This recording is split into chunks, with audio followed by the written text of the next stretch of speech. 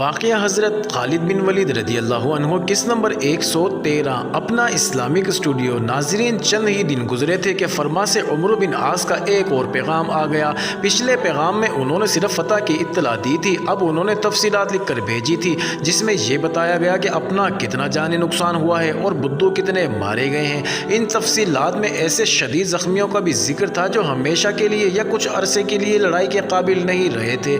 فرما کی فتح نے جانوں کی قربانی خاصی زیادہ لی تھی۔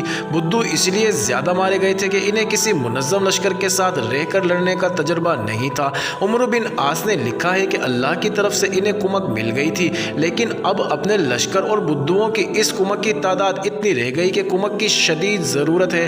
عمرو بن عاص نے یہ بھی لکھا کہ وہ اگلی صبح بلبیس کی طرف کوچ کر رہے ہیں۔ اس اطلاع نے امیر المومنین کو پریشان کر دیا۔ انہیں اچھی طرح معلوم تھا کہ اتنے تھوڑے لشکر کے ساتھ بلبیس کو محاصرے میں لینا کس قدر بڑا خطرہ ہے۔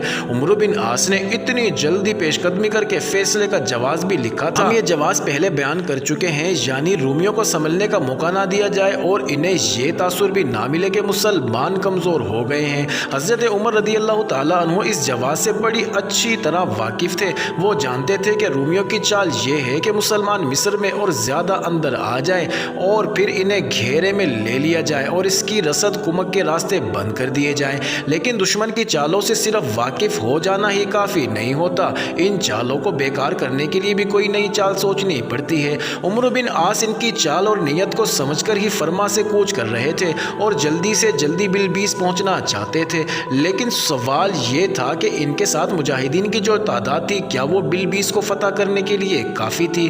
مورخ لکھتے ہیں کہ ان کے ساتھ جو لشکر تھا اس کی نفری رومیوں کے مقابلے میں بہت ہی تھوڑی تھی۔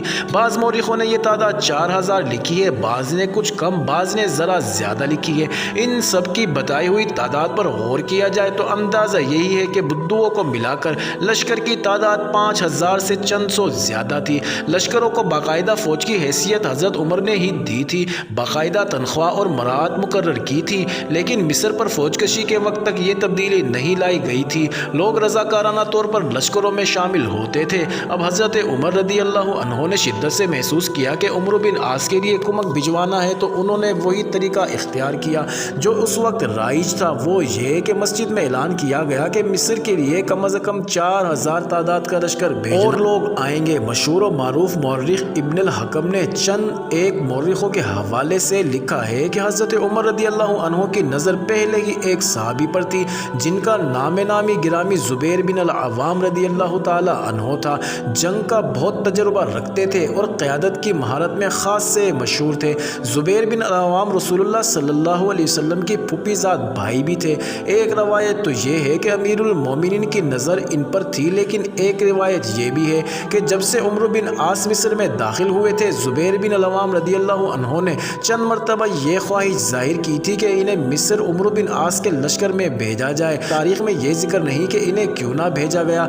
قرین قیاس یہ ہے کہ امیر المومنین حضرت عمر رضی اللہ عنہ نے انہیں ریزرو میں رکھا ہوگا کہ جہاں صورتحال بہت ہی مخصوص ہو جائے زبیر کو وہاں بھیجا جائے۔ بہرحال اب حضرت عمر نے انہیں بلایا۔ ابو عبداللہ امیر المومنین نے زبیر کو ان کے دوسرے نام سے مخاطب ہو کر پوچھا، کیا تو مصر کی عمارت کا خواہش مند ہے؟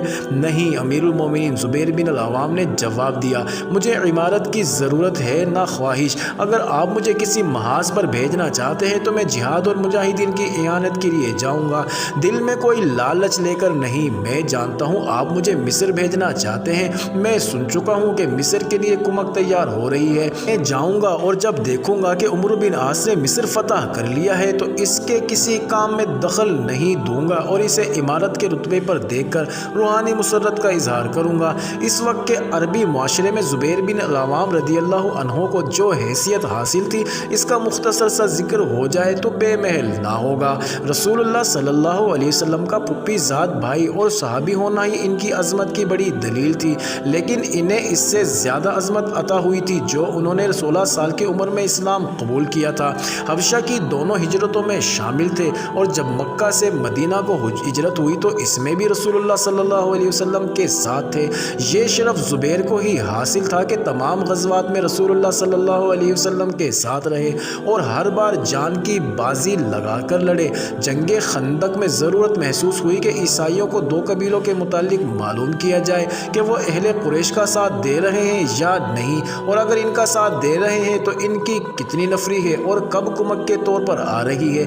یہ بڑا ہی خطرناک کام تھا جس کے لیے زبیر بن العوام رضی اللہ عنہ نے اپنے آپ کو پیش کیا اور دشمن کے اندر جا کر صحیح خبر لے آئے۔ پھر ایک اور موقع پر رسول اللہ صلی اللہ علیہ وسلم نے جاسوسی کی ضرورت محسوس کی، آپ کو رضاکار ڈھونڈنے پڑے۔ یہ بھی بڑا ہی پرخطر کام تھا، اس کے لیے بھی زبیر بن العوام رضی اللہ عنہ نے اپنے آپ کو پیش کیا اور اپنی جان خطرے میں ڈال کر دشمن کی بستیوں میں گئے اور صحیح خبریں لے آئے۔ تاریخ میں آیا ہے کہ رسول اللہ صلی اللہ علیہ وسلم نے فرمایا تھا، ہر نبی کا ایک حواری ہوتا ہے، زبیر بن العوام میرا حواری ہے۔ اس سے زیادہ عظیم اور مقدس خراج تحسین اور کیا ہو سکتا ہے؟ فتح مکہ کے دن مجاہدین کے لشکر میں 3 علم تھے، جن میں سے ایک زبیر بن العوام رضی اللہ عنہ کے ہاتھ میں تھا۔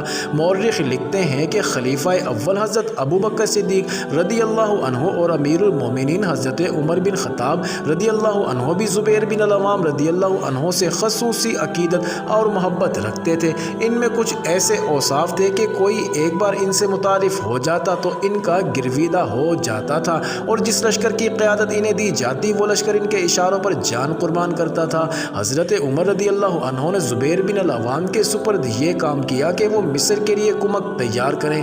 زبیر رضی اللہ عنہ پہلے ہی بےتاب تھے کہ انہیں جہاد کی کوئی ذمہ داری سونپی جائے۔ انہوں نے اسی روز سے کام کی ابتدا کر دی۔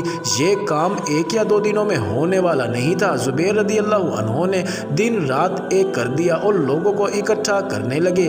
یہ بتانا ممکن نہیں کہ انہوں نے کمک کتنے دنوں میں اکٹھا کر لیا، البتہ یہ بالکل واضح ہے کہ وہ جو کمک انہوں نے تیار کی اس کی تعداد 4000 تھی۔ ناظرین، یہ کمک حضرت عمر رضی اللہ عنہ کو پیش کی گئی۔ حضرت عمر رضی اللہ عنہ نے اس 4000 نفری کے ایک ایک مجاہد کو دیکھا اور پھر اسے 4 حصوں میں تقسیم کیا۔ پھر ہر حصے کا الگ سالار مقرر کیا۔ ہر سالار کے ماتحت 1000 مجاہدین تھے۔ ان میں سے ایک تھے زبیر بن العوام رضی اللہ عنہ، دوسرے عبادہ بن ثابت رضی اللہ عنہ، تیسرے تھے مقداد بن اسود سلمہ رضی اللہ عنہ، اور چوتھے تھے خارجہ بن حذافہ رضی اللہ عنہ۔